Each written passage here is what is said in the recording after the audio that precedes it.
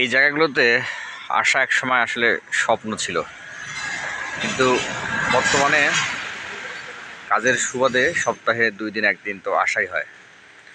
গত কয়েকদিন আগে এসেছিলাম, আবার আজকে আসলাম, হয়তো আবারও সামনের সপ্তাহে না আসলে তারপরে আবার আসবো। অনেক উপরে দাঁড়িয়ে রয়েছি, দূরে থেকে দেখতে পাচ্ছেন যে পাহাড়ের বাড়িঘর, লোকালয় এগুলো অত্যন্ত ক্ষুদ্র মনে হচ্ছে। আর সামনে রয়েছে সাঙ্গু নদী,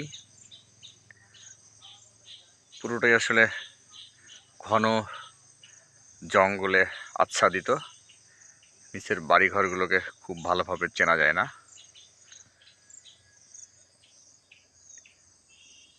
ওই দূরে রয়েছে আরো অনেক বড় বড় পাহাড় দেখতে পাচ্ছেন। আসলে পাহাড়ি জনপদ, এই পাহাড়, জঙ্গল, নদী, ঝর্ণা এগুলো নিয়ে তৈরি। অত্যন্ত দুর্গম পথ, অত্যন্ত কষ্টসাধ্য এখানে আসলে বসবাস করা।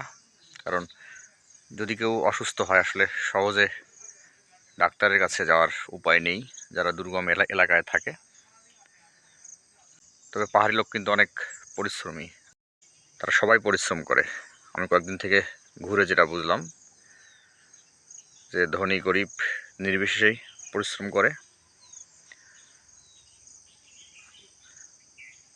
আসলে দিন যাবে এই সৌন্দর্যটা আস্তে আস্তে কমে যাবে, কারণ বর্ষাকাল শেষ হবে, তাই সৌন্দর্যটাও কমবে। বন্ধুরা সবাই ভালো থাকবেন, আবারও হয়তো দেখা হবে।